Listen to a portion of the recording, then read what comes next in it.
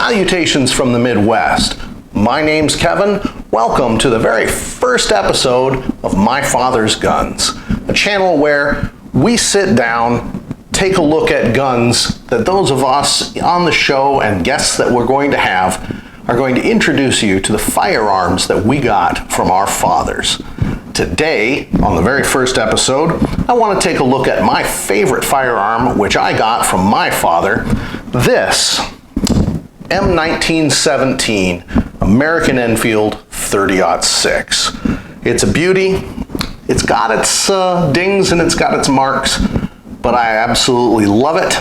I've just recently acquired it. My brother has had it for probably the last 20 years, and I just got it from him. So I want to share it with you, go over it, tell you a little bit about the history of it, and then hopefully with almost every episode that we do, what we're going to do is sit down and look at the guns first, and then in a follow-up episode, hopefully the week after every time, what we'll do is we'll go out to the range with these firearms and see them in action. I'm looking forward to it. I hope you are too. Now let me bring the camera over here and we'll take a little better look at this particular firearm. If you're not overly familiar with this particular style of weapon, then let me tell you a little bit about it. It is, of course, a bolt-action firearm. Helps take the safety off. And it was developed by the British. This was not an American-designed weapon, and that's part of the reason that it wasn't as regularly accepted as the Springfield 1903. We'll get to that in a little bit. Upon the United States entry into World War I, we had something like 875,000 Springfield model 1903 30-06 rifles, which in my opinion is not as good a gun as this, but that's just me. It was not enough weapons for the U.S. military. They needed a lot of guns and they needed them fast. The British had been manufacturing almost an identical weapon to this. It was their model 1917 Enfield that they had designed in British 303 cartridge.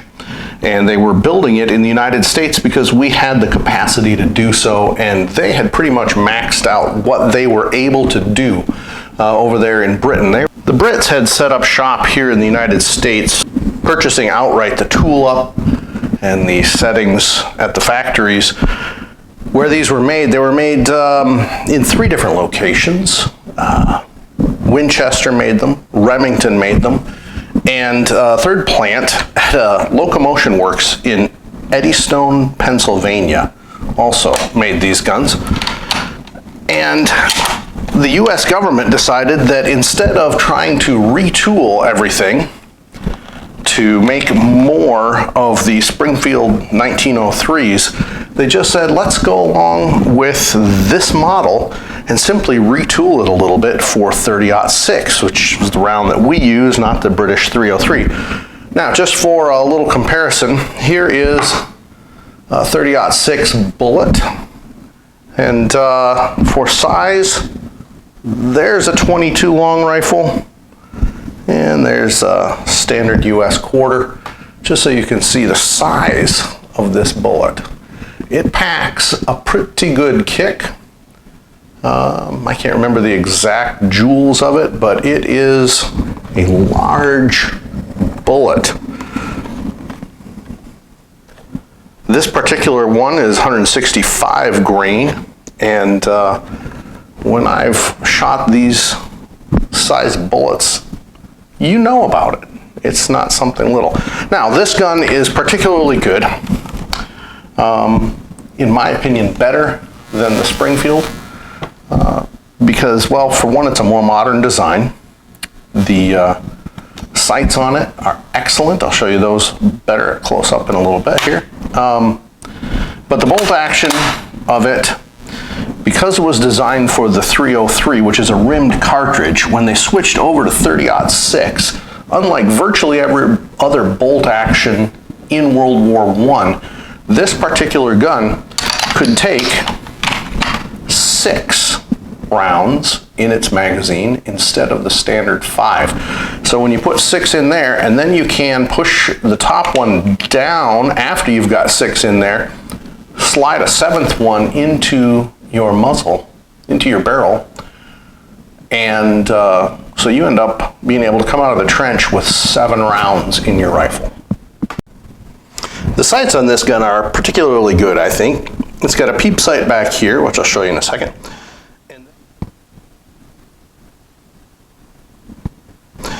And then it has got your standard leaf flip up, and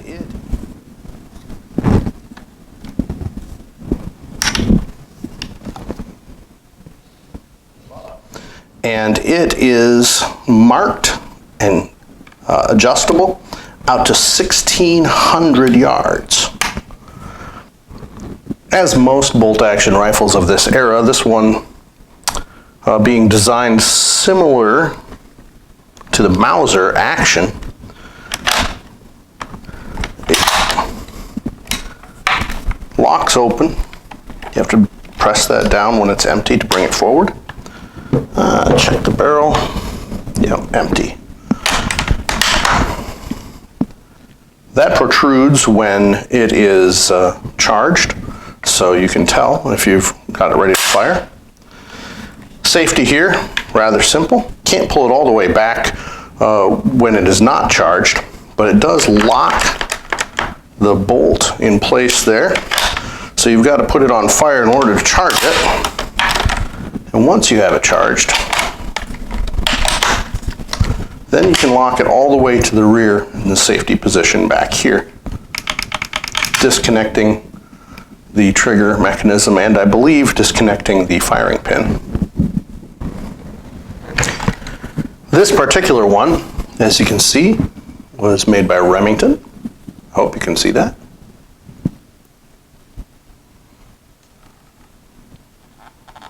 And I looked up the dates for this serial number. It says it was manufactured in September of 1918. So this particular gun may not have made it over before the armistice was signed a mere 2 months later. May have seen some time in the trenches, but it's in pretty nice shape, so my guess is not. In total, almost 2.2 million of these were made. Most of the M1917s were not made by Remington or by Winchester. They were made by Eddystone, 1.1 million out of the, actually almost 1.2 million, out of the almost 2 million were made by Eddystone, leaving only less than 1 million to be made by the other 2 companies. The 30-06 round that comes out of this, as I told you, the ones that I have are 165 grain. However, there are different variants. Generally speaking, it's got a muzzle velocity of 2,800 feet per second, which means that puppy's moving. Now, let me show you a few idiosyncrasies of this particular gun. When I first got a look at this gun, one of the first things I noticed was this particular item right here. And I guess a lot of people have the same question I do. Why does it have this extra strap right here, strap holder, and it's mal-shaped? It looks like it has a piece carved out of it. Well, it doesn't. There's a problem with this gun. Someone at one point took it apart. In fact, if you look here, this is not an original screw. This is something somebody has done a replacement for that they just got out of a hardware store. And this particular piece is not a shoulder strap holder. This is, but this isn't supposed to be here. It's supposed to be down here where this is. This should be up here, and it shouldn't have anything to do with your shoulder strap. It should be sticking out straight, and you see how this is stiff? It should be stiff. Unlike these, which flop around so your strap can be on them, this obviously isn't an original M1917 shoulder strap. This should be up here, sticking out straight, and the reason that it's open like that is not so you can, work your strap out of it. You take 3 of these guns and you stand 2 of them up like this, and the third one goes in between, and those stacking racks, as they're something like that, stacking loop, I can't remember, those hook together up here. So you end up with a teepee shape out of the 3 guns, and then you can stack in all kinds of other ones so that when you're out in the mud, your guns aren't just laying down, getting your rifle completely full of mud. You can have it standing up. Those went out of style after bolt-action rifles ceased to be the mainstay for militaries. You can probably also make out, hopefully on the camera, this one, the stock, is cracked right along here. And the crack comes clear back to there, but I think it stops right there and doesn't continue on in the rest of the lower. Hey, the gun's 103, 104 years old. What are you gonna do? Now, in my opinion, this weapon is a fine firearm. I love it. It's a great gun. And from what I can tell of it, it's a better gun than the Springfield 1903. But the troops didn't like it as much. It really only saw action for the 2 years that we were involved in World War I. And as soon as we got out of World War I, they started getting rid of these or putting them for rear echelons just because they weren't as well accepted. Part of that, I think, is because it's a British design, and people were like, well, that's not an American gun. That isn't something that we want. Also, weighing in at almost 9.2 pounds empty, and then you can add in 7 rounds, it is a moose.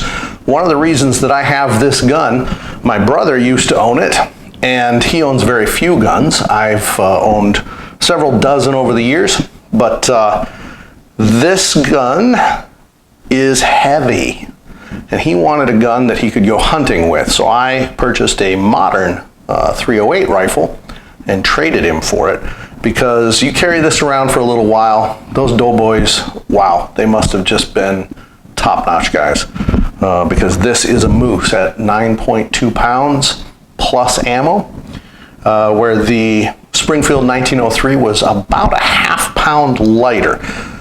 So for some reason they didn't like them as much, and that's where my father owning this comes in. After World War I, and especially after World War II, these were just dumped on the market. They were sold to the public, and there were warehouses full of them because there was 2.2 million of them and they didn't really want them anymore. So my father picked this one up, I think either in the 50s or 60s, probably paid about $20 for it. This gun right here is probably worth, depending, it's got some conditional issues, it's not perfect. This wouldn't be top of the line, but this one would be worth, I would say, at least $500 or $600. If it were in perfect shape, it would be worth upwards towards $1,000, just because collectors love them, and I love it. That's about it for looking at it here on a table. What we are going to do, however, is if you tune in next week, we're going to go to the range with it and see how a 103-year-old, beautiful but ancient bolt-action rifle does at the range. That's it. From the Midwest, signing off. I'm Kevin, and this is my father's gun. Thank you.